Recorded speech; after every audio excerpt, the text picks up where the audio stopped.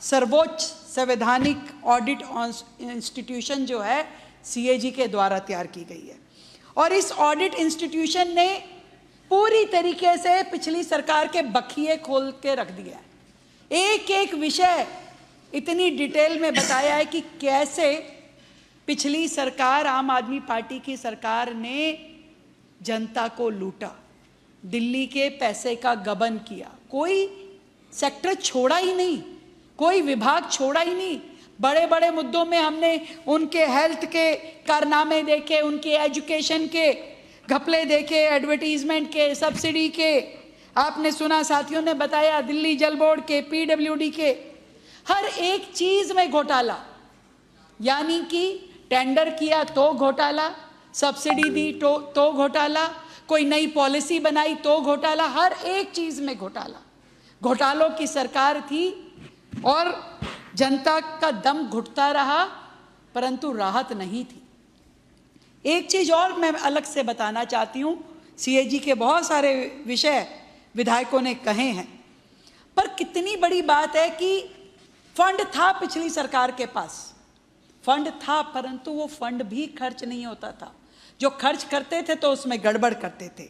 2024-25 के financial budget की यदि मैं बात करूं तो 80,798 करोड़ का फाइनेंशियल बजट था, परंतु खर्च कितना हुआ? सोचिए कि खर्च कितना हुआ, मात्र 61,000 करोड़ रुपए खर्च हुआ। यानी कि पूरा फंड तक भी उन्होंने खर्च नहीं किया जनता के हित में। कोई कैपिटल एक्सपेंडिचर हो, कोई रोड बन जाए, फ्लाईओवर बन जाए, स्कूल खुल जाए, उसमें उनका ध्यान नहीं था। घोटाला कहां से हो जाए, पैसे कहां से गबन कर लें, और बिना किए भी कैसे हमारी बड़ी बड़ी तस्वीर लग जाए, कैसे जनता को बेवकूफ हम बना ले, केवल उनका वो ध्येय था। यानी कि 81,000 करोड़ में से 20,000 करोड़ तो उन्होंने छोड़ दिया। केंद्र सरकार से सब्सिडीज आती थी, केंद्र सरकार से ग्रांट इन एड आती थी, पर वो ऐसी की ऐसी चली जाती थी, खर्च ही नहीं करते थे। ना उनको यमुना की सफाई से कोई मतलब था, ना कूड़े के पहाड़ को हटाने से कोई मतलब था, ना ही दिल्ली की सड़कें बेहतर करने से कोई मतलब था। पॉल्यूशन वहीं का वहीं बना रहा, पर उनकी कोई जवाबदेही नहीं थी। 5 साल का इलेक्शन खत्म हो जाता था, फिर कहते थे और 5 साल दे दीजिए, गलती हो गई, नहीं हो पाया, 5 साल और दे दीजिए, पानी की पाइपलाइन डाल दूंगा, 5 साल और दे दीजिए, सीवर बना दूंगा, 5 साल और दे दीजिए, झुग्गी वालों के लिए कुछ कर दूंगा। पर किया कुछ भी नहीं। वो दिल्ली जिसमें रोड्स की जरूरत थी, ड्रेन्स की जरूरत थी, हॉस्पिटल्स की जरूरत थी, स्कूल्स की जरूरत थी, ट्रांसपोर्ट की जरूरत थी, परंतु उस दिल्ली के लिए फंड का यूटिलाइजेशन हुआ ही नहीं। अथॉरिटी थी, बजट था, परंतु उनकी नीयत ही नहीं थी। जनता के आगे कहा कि शाबाशी दीजिए, मैंने कितना कुछ कर दिया, पर जब आखिरी में आकर के रिजल्ट आता था तो उन पे 1 रुपया खर्च नहीं करते थे।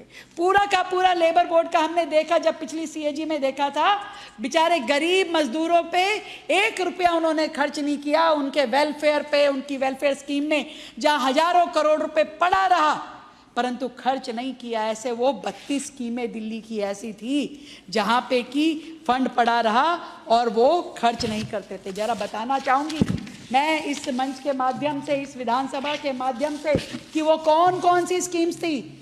जैसे कि DMRC का लोन, अब मेट्रो बननी थी। आज आप सोच के देखिए कि दिल्ली शहर बिना मेट्रो का कैसा दिखे, कैसे चलेगा। पर वो मेट्रो का काम केंद्र सरकार तो करती रही, दिल्ली ने अपना शेयर कभी नहीं दिया। और पैसा था, जैसा मैंने बताया कि 20,000 करोड़ रुपए छोड़ दिया, इस्तेमाल नहीं किया, परंतु नियत नहीं थी। 991 करोड़ रुपए जो मेट्रो की पेमेंट करनी थी, जो लोन के अगेंस्ट पेमेंट करनी थी, वो नहीं की गई। ऐसे ही PM आयुष्मान भारत योजना के तहत केंद्र से 150 करोड़ रुपए आया कि भाई आप ये आयुष्मान केंद्र खोलिए, दिल्ली की जनता का आयुष्मान कार्ड बनाइए, पर वापस चला गया, खर्च नहीं किया उन्होंने। स्कूल ऑफ स्पेशलाइज्ड एक्सीलेंस, उसको ग्रांट इन एड 40 करोड़ रुपए की थी, जीरो एक्सपेंडिचर, जीरो, खर्च ही नहीं किया। क्या जरूरत है बच्चों के लिए स्कूल में किताबें का देने की, क्लासरूम बनाने की जरूरत ही नहीं थी उनको। देखिए क्या हाल था। 40 करोड़ रुपए की सहायता आई NFSA के लिए, नेशनल फूड सिक्योरिटी, यानी कि जो राशन कार्ड पे जो राशन देते हैं उसके लिए, परंतु 40 करोड़ भी खत्म हो गया, वापस चला गया, खर्च नहीं हुआ। 2025-26 में हमारे समय में 1313 करोड़ रुपए का GST रिफंड हमने दिया है।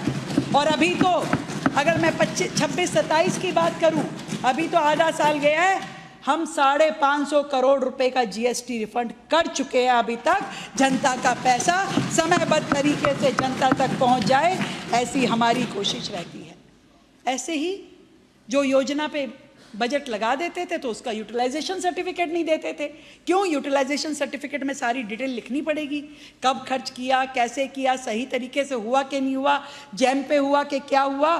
परंतु आप ये समझिए कि जितनी योजनाएं थी, अभी जो मैं बता रही हूँ 20,000 करोड़ के करीब की जो योजनाएं थी, उसके लिए 1734 यूटिलाइजेशन सर्टिफिकेट ड्यू थे। मात्र 482 यूटिलाइजेशन सर्टिफिकेट सबमिट किए गए। क्या अकाउंटेबिलिटी है इन लोगों की? क्या जवाबदेही है जनता के प्रति? ये लोग सोचते हैं कि ये CAG रिपोर्ट दबा के रखो, किसी के सामने कुछ नहीं आएगा। मैं तो ये सोचती हूँ कितने बेशर्म लोग हैं ये।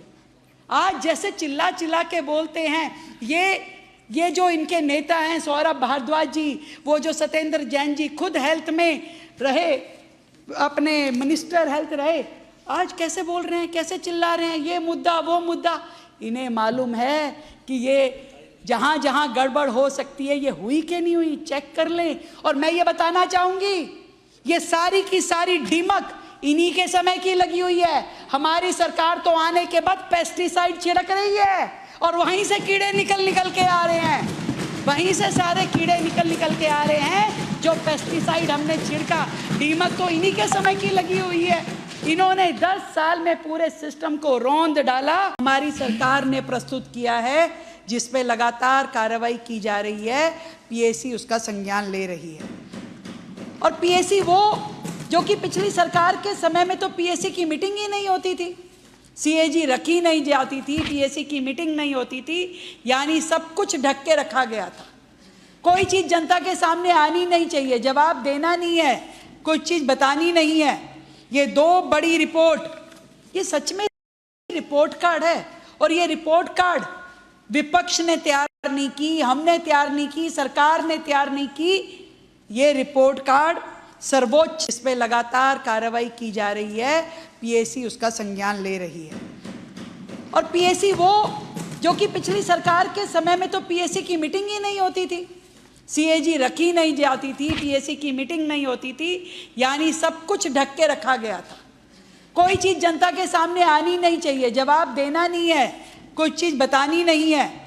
ये 2 बड़ी रिपोर्ट, ये सच में रिपोर्ट कार्ड है। और ये रिपोर्ट कार्ड विपक्ष ने तैयार नहीं की, हमने तैयार नहीं की, सरकार ने तैयार नहीं की।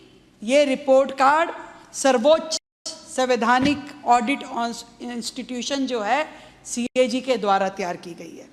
और इस ऑडिट इंस्टीट्यूशन ने पूरी तरीके से पिछली सरकार के बखिए खोल के रख दिया है। एक एक विषय इतनी डिटेल में बताया है कि कैसे पिछली सरकार, आम आदमी पार्टी की सरकार ने जनता को लूटा, दिल्ली के पैसे का गबन किया, कोई सेक्टर छोड़ा ही नहीं, कोई विभाग छोड़ा ही नहीं। बड़े बड़े मुद्दों में हमने उनके हेल्थ के कारनामे देखे, उनके एजुकेशन के घपले देखे, एडवर्टीजमेंट के, सब्सिडी के, आपने सुना, साथियों ने बताया, दिल्ली जल बोर्ड के, PWD के, हर एक चीज में घोटाला। इतनी बड़ी बात है कि फंड था पिछली सरकार के पास, फंड था, परंतु वो फंड भी खर्च नहीं होता था। जो खर्च करते थे तो उसमें के बहुत सारे विषय विधायकों ने कहे हैं। पर कितनी बड़ी बात है कि फंड था पिछली सरकार के पास, फंड था, परंतु वो फंड भी खर्च नहीं होता था। जो खर्च करते थे तो उसमें गड़बड़ करते थे। 2024-25 के फाइनेंशियल बजट की यदि मैं बात करूं तो 80,798 करोड़ का फाइनेंशियल बजट था, परंतु खर्च कितना हुआ? सोचिए कि खर्च कितना हुआ, मात्र 61,000 करोड़ रुपए खर्च हुआ, यानी कि पूरा फंड तक भी उन्होंने खर्च नहीं किया जनता के हित में। कोई कैपिटल एक्सपेंडिचर हो, कोई रोड बन जाए, फ्लाईओवर बन जाए, स्कूल खुल जाए, उसमें उनका ध्यान नहीं था।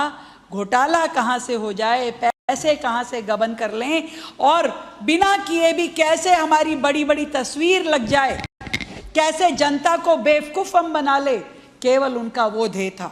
यानी कि 81,000 करोड़ में से 20,000 करोड़ तो उन्होंने छोड़ दिया। केंद्र सरकार से सब्सिडीज आती थी, केंद्र सरकार से ग्रांटिंग एड आती थी, पर वो ऐसी की ऐसी चली जाती थी, खर्च ही नहीं करते थे। ना उनको यमुना की सफाई से कोई मतलब था, ना कुआलों के लिए कुछ कर दूंगा, पर किया कुछ भी नहीं। वो दिल्ली जिसमें रोड्स की जरूरत थी, ड्रेन्स की जरूरत थी, हॉस्पिटल्स की जरूरत थी, स्कूल्स की जरूरत थी, ट्रांसपोर्ट की जरूरत थी, परंतु उस दिल्ली के लिए फंड का यूटिलाइजेशन हुआ ही नहीं।